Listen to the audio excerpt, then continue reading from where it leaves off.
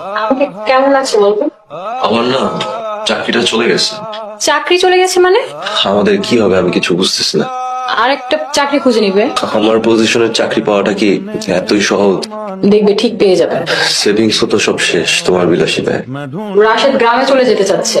একটা লেখাপড়া জানার ছেলে একটা চাকরি জোগাড় করতে পারছে না। ওই শহরে আর থাকতে চাচ্ছে না। আমি আগে বলেছিলাম ঢাকা শহরে বাড়ি আছে এমন ছেলে দেখে বিয়ে করো। উনি মাল্টি ন্যাশনাল জবওয়ালা দেখে প্রেম করে তারপর বিয়ে করেছে। তুই কোনোভাবে গ্রাম যাবি না, এইটা আমার শেষ কথা। মেয়ে সর্বনাশ করো না শেফালি, তাকে তার স্বামীর সাথে গ্রামে যেতে দাও। আর কিছুদিন অপেক্ষা কর, যদি এর মধ্যে কোনো ভালো চাকরি না হয় তাহলে ডিভোর্স দিয়ে দিবি। এমন অজয় একটা স্বামী থাকার চেয়ে না থাকাই ভালো। কিছু বলবেন আপনি? কিন্তু তুমি এইভাবে কথা বলছো কেন? কিভাবে কথা বলবে তোমার সাথে? আপনি আমার আপুর জীবন নষ্ট করেছেন। তুমি এই কথাটা কিভাবে বলতে পারলা? আমি তো তোমাকে আমার ছোট বোনের মতো স্নেহ করি। তুমি এখান থেকে যাও তো রাশেদ, শুধু শুধু ঝামেলা করো না। আপনারা প্লিজ রিবাকে ডাকুন না, আমি ওকে নিতে আসছি। আমাদের কথাই আপুর কথা, আপনি এখন এখান থেকে জানতো। রিবা, আমি তোমাকে এতক্ষণ ধরে ফোন দিচ্ছিলাম, তুমি ফোন ধরো নাই কেন? আমরা রেস্টুরেন্টে খাচ্ছিলাম। কি হয়েছে তোমার, এতবার কল করছিলে কেন? রেস্টুরেন্টে বসে খাচ্ছো, এদিক দিয়ে আমি খাইলাম কি না, কোথায় থাকি না থাকি, কি করতেছি একটাবার জানতে হচ্ছিল না। দেখছেন না আমাদের সাথে মেহমান আছে, আপুকে জ্বালাবেন না, সরেন এখান থেকে। আমি তো বাইরের কেউ না, আমি তোমার আপুর বিয়ে করার স্বামী। আপনি কি এখন এখান থেকে যাবেন নাকি লোকজন ডেকে গণধোলাই দিব?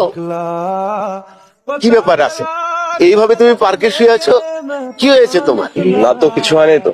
নোংরা জামা কাপড় পরে রাস্তার লোকেদের মতন পার্কে শুয়ে আছো, তারপরে বলছো কিছু হয়নি তোমার? কিছুদিন ধরে বন্ধুর বাসায় ছিলাম, কাল রাতে ওর বাসায় অনেক মেহমান আসছে তো, তাই রাতে বের হয়ে পার্কে শুয়ে পড়ছি। তুমি সারা রাত্র পার্কে ছিলে? জি। তুমি একটা শিক্ষিত ছেলে, সামান্য একটা চাকরি চলে যাওয়ার কারণে তুমি পার্কে চলে আসলে? বাবা, এক রাত পার্কে থাকলে যে ফুটপাতে চলে আসা বলে ব্যাপারটা তা না। হতে পারে আমার ঢাকায় বাড়ি নেই, কিন্তু গ্রামে খুব সুন্দর একটা বাড়ি আছে। আপনার মেয়ে যে কবে যাবে আমার বাড়িতে তার জন্য অপেক্ষা করছি। তোমার ওই বন্ধুর বাসা ছাড়া কি অন্য কারো বাসা নেই? চাকরি চলে যাওয়ার পর তো নিজের স্ত্রী তার স্বামীকে চিনতে পারে না। কি ব্যাপার, তোমরা সবাই রাগ করছো কেন? ছেলেটা সারা রাত্র পার্কে ছিল। এই শহরে কত মানুষ ড্রেনের পাশে, রাস্তার পাশে, ফুটপাতে, পার্কে ঘুমায়, কিন্তু সবাইকে বাড়িতে নিয়ে আসবে নাকি? বাবা, এটা তুমি কি করলে?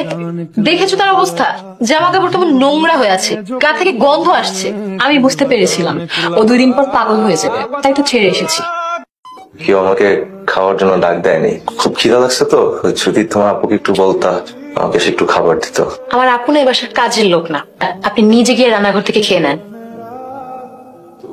ছেলেটা কি আছে এখনো বাসায়? ঝামেলা টেনে বাড়িতে এনেছো, আবার জিজ্ঞেস করছো ছেলেটা বাসায় আছে কিনা? বাবা তুমি খাও তো। ছেলেটাকে ডাক, একসাথে নাস্তা খাবো। আর প্রশ্রয় দিও না তো। তাই বলে আমার বাসায় একটা ছেলে না খেয়ে থাকবে? তুমি যে কি বলো না, যদি জামাই আপ্যায়ন করি তাহলে তো ওই ছেলে বাসায় ছাড়বে না। এই জন্যই তো আমি গতকাল সারাদিনও খেতে দিই, যাতে এমনিতেই চলে যায়। এই টাকাগুলো চাকরিটা কি চলে গেল, আমার মনে হলো আমার দুনিয়াটাই বদলে গেল। আসলে সত্যি বলতে জানেন কি বাবা, আমার মনে হয় প্রতিটা চাকরিজীবী না জীবনে একবার হলো চাকরি যাওয়া উচিত। প্রতিটা মানুষের জীবনে এরকম একটা দুর্দিন আসা উচিত, মানুষ বুঝতে পারবে মানুষের আপনজন কতটা আপন। এই যে আমাকে দেখছো না, রিটায়ারমেন্টের পরে এই পরিবারে আমার কথার কোনো মূল্যই নেই। আপনি তো এবারে হট্টাকর, এবারে মানুষজন আপনার কথা কেন শুনবে না? আমার বাড়ি গাড়ি টাকা পয়সা যা দেখছো সব তোমার শাশুড়ির নামে, আমার নিজের নামে কিচ্ছু নেই।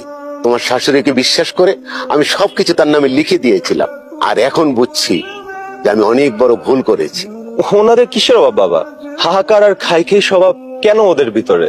তাদের অভাব কোনোদিন শেষ হবে না। তুমি এখান থেকে চলে যাও, নিজেকে আর ছোট করো না বাবা। আমি তখন ছোট ছিলাম বাবা, আমাদের গ্রামে এক লোক ছিল, যিনি তখন সরকারি বড় কর্মকর্তা হয়ে উঠলেন। গ্রামের লোকজন তাকে গ্রামের কোন একটা মেয়ের সাথে বিয়ে দিতে চাইলে সে শহরের এক মেম সাহেবকে বিয়ে করলেন। সবাই বললো যে 2 দিন পর এই মেয়ে ঠিকই চলে যাবে। ভাগ্যের কি নির্মম পরিহাস, তার চাকরিটা একদিন চলে গেল, শহরে সেই মেম সাহেবও ঠিকই চলে গেল। লোকটা তার নিজের গ্রামে গিয়েও শেষ পর্যন্ত শান্তি পেল না। মানুষের অপমান আর তার নিজের ব্যর্থতার চাপে ধীরে ধীরে সে পাগল হয়ে গেল। জানেন বাবা, এখন আমারও না নিজেকে ওই গ্রামের পাগল লোকটার মতো মনে হচ্ছে। এটা তোর অন্যায় হচ্ছে মা, ছেলেটা বড় অসহায়। তুই যদি ছেলেটার পাশে থাকিস দেখবি ঠিক ও একদিন ঘুরে দাঁড়িয়েছে।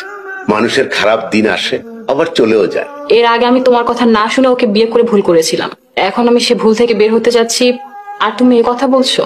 আগেও আমার কথা না শুনে ভুল করেছো, এখনো আমার কথা না শুনলে আবার ভুল করো। আমার মনে হয় না ওর জীবনে আর কিছু হবে। দেখছো না কেমন পাগলের মতো হয়ে গেছে। ওর মধ্যে ঘুরে দাঁড়ানোর কোনো আত্মবিশ্বাস দেখেছো তুমি? পারবো না এমন একটা বেকার স্বামীর সাথে সংসার করতে।